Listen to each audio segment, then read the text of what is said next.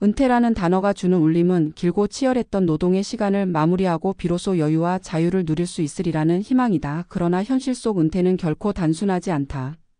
직장을 떠난 뒤 사람들은 예상치 못한 변수와 맞닥뜨린다. 그 중에서도 가장 교묘하게 삶을 흔드는 것은 다름 아닌 경조사다. 기쁨과 슬픔을 함께 나누는 자리가 인간관계의 끈을 유지하는 통로이자 사회적 의무라는 점은 누구도 부인하지 못한다. 하지만 고정 수입이 줄어든 은퇴자의 삶에서 경조사비는 단순한 비용이 아니라 삶의 균형을 무너뜨릴 수 있는 도화선이 되곤 한다. 이 과정에서 통장은 물론이고 인간관계마저 흔들리는 아이러니를 경험하는 이들이 늘고 있다.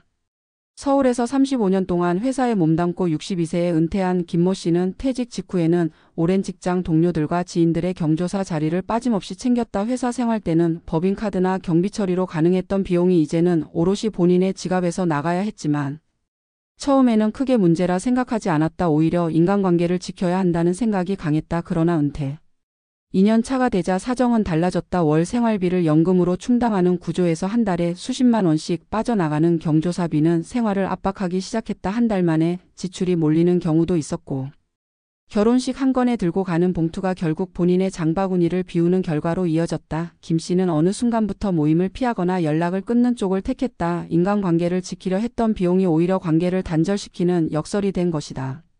비슷한 나이의 박모 씨는 더욱 극단적인 경험을 했다. 그는 평생을 교직에 몸담고 퇴직했으며 퇴직금으로 전세 아파트에 정착하고 연금으로 생활을 이어갔다. 하지만 친척이 많고 교회 활동을 오래 해왔던 그는 경조사 참석 빈도가 잦았다. 손주 돌잔치부터 제자 결혼식까지 초대가 이어졌고 그때마다 체면을 지키기 위해 봉투에 넣는 돈을 줄이지 못했다. 문제는 이러한 지출이 연금 수입을 훨씬 초과했다는 점이었다. 생활비가 부족하자 결국 적금을 깨고 몇 차례는 아내의 보석을 팔아야 했다.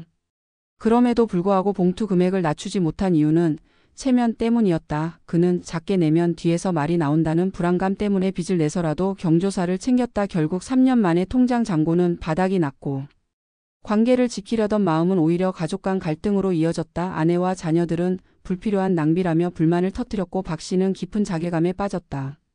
한편 지방에 사는 채모 씨는 은퇴 후 지역 사회의 경조사 문화에 휘말렸다. 시골은 유대감이 끈끈한 만큼 경조사 참여가 당연시된다. 하루에도 몇 건의 부고 문자가 오고 이웃의 혼사 소식이 이어졌다. 채 씨는 은퇴 전에는 넉넉한 월급으로 문제없이 챙겼지만 이제는 사정이 다르다. 경조사비를 줄이자 이웃의 시선이 달라졌고 모임에서 소외되기 시작했다. 그는 인간관계를 유지하려고 다시 봉투를 맞췄지만 통장은 비워졌다. 생활비가 모자라자 결국 도시로 나가 아르바이트를 시작했다. 그는 관계를 잃지 않으려 하다가 결국 경제도 관계도 다 잃었다고 털어놓았다.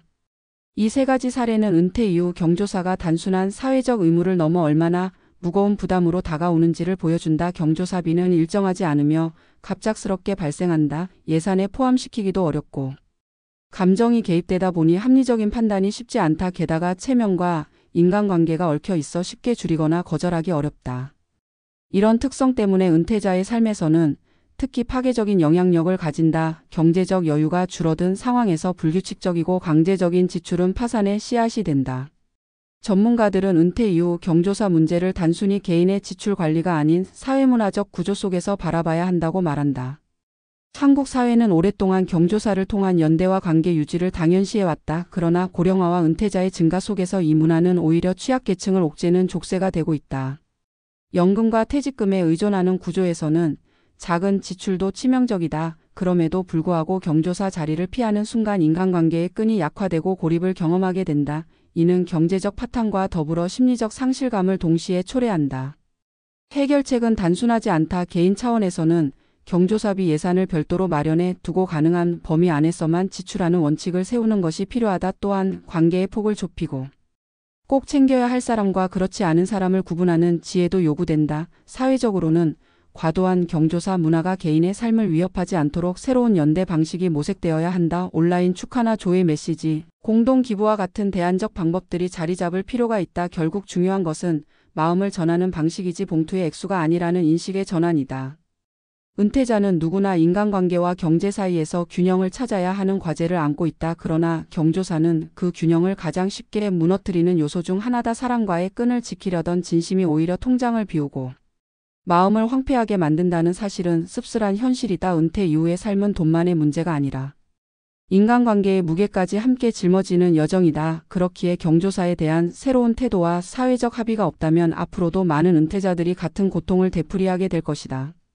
앞선 이야기에서 드러난 은퇴 이후 경조사의 무게는 단순한 비용 문제가 아니라 삶의 방향을 바꾸는 결정적 요인임을 보여준다. 한국 사회에서 경조사는 단순한 의뢰를 넘어 관계망을 지탱하는 사회적 장치였다. 직장에서 퇴직하기 전에는 일정한 수입이 뒷받침되었고, 회사 동료들과의 모임이나 친목 행사가 생활의 일부로 자연스럽게 자리했다. 그러나 은퇴 이후 고정 수입이 줄어드는 순간 이 장치는 돌연 거대한 부담으로 돌변한다. 문제는 은퇴자 본인이 경조사의 문화적 의미를 누구보다 잘 이해하고 있다는 점이다. 그들은 수십 년간 경조사 자리를 지켜왔고, 인간관계를 유지하는 최소한의 예의로 배워왔다. 그렇기에 관계를 놓치지 않으려는 마음에서 봉투를 내고 자리를 지키지만, 시간이 지날수록 통장 잔고가 무너지고 가족의 시선마저 따가워진다. 결국 이 문제는 단순히 개인의 씀씀이를 관리하는 차원이 아니라 사회적 습관과 문화적 압력의 문제로 확장된다. 은퇴자의 삶은 더 이상 개인만의 삶이 아니며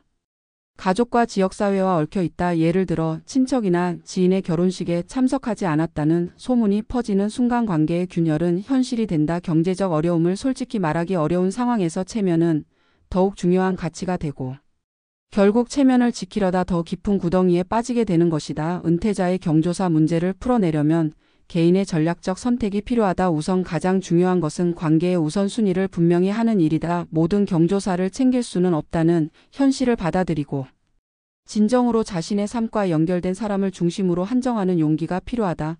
여기서 말하는 연결이란 단순히 혈연이나 지연이 아니라 은퇴 이후에도 서로에게 의지가 될 수 있는 실질적 관계다. 나머지 부분은 축하나 위로의 방식이 다양해졌음을 활용해야 한다. 온라인 송금과 메시지, 공동 화환이나 기부 등은 이미 사회 곳곳에서 자리 잡고 있다. 마음을 표현하는 방식이 꼭 봉투의 두께일 필요는 없음을 스스로 납득하고 주변에 알리는 태도가 필요하다. 또한 가족과의 합의도 중요한 부분이다. 은퇴 이후 지출 구조는 혼자가 아닌 가족 단위로 움직인다. 배우자와 자녀에게 투명하게 경조사 지출 계획을 공유하고 함께 예산을 세우는 과정이 필요하다. 그래야만 불필요한 갈등을 줄일 수 있고, 혹여 봉투 금액을 줄이는 결정이 있더라도 가족이 동의한 상황에서 부담을 덜 수 있다. 또 하나 고려해야 할 것은 지역사회와의 관계 맺기 방식이다. 특히 지방에 사는 은퇴자에게 경조사는 단순한 사교를 넘어 사회적 소속감을 확인하는 통로다.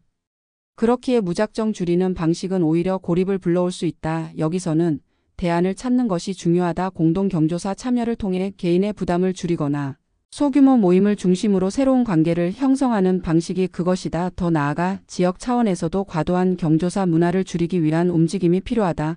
이미 일부 마을에서는 경조사비를 일정 금액으로 제한하거나 공동기금을 만들어 서로의 부담을 나누는 사례가 등장하고 있다.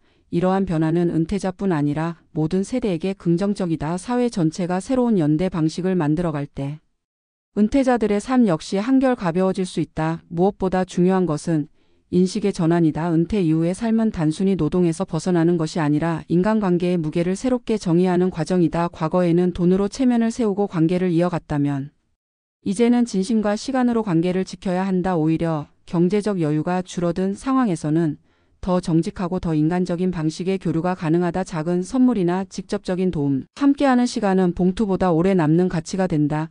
이는 결국 관계의 질을 높이는 길이며 은퇴자의 삶에 실질적인 만족을 준다. 칼럼니스트의 시선으로 본다면 은퇴 이후 경조사 문제는 우리 사회가 직면한 문화적 과제다. 과거 세대가 만들어온 전통은 의미 있었지만 현재의 현실과 맞지 않는 부분이 많다. 고령화와 경제 불안 속에서 여전히 같은 방식을 유지한다면 은퇴자는 물론 다음 세대까지 부담을 떠안게 된다. 따라서 경조사 문화의 변화는 개인 차원이 아닌 사회적 합의가 필요하다. 정책적으로도 노년층의 경제적 취약성을 고려한 지원책과 더불어 건전한 경조사 문화를 유도하는 제도가 마련되어야 한다. 사회단체나 종교단체, 지역 모임에서 앞장서서 새로운 문화를 만들어간다면 점차 확산될 수 있다. 결국 은퇴자의 삶에서 중요한 것은 관계와 경제의 균형이다. 경조사가 그 균형을 무너뜨리는 요소가 아니라 오히려 건강한 관계를 다지는 기회가 되기 위해서는 우리 모두의 태도 변화가 필요하다. 은퇴자는 경조사로 인해 통장을 잃고 관계를 잃는 비극을 반복할 수 없다.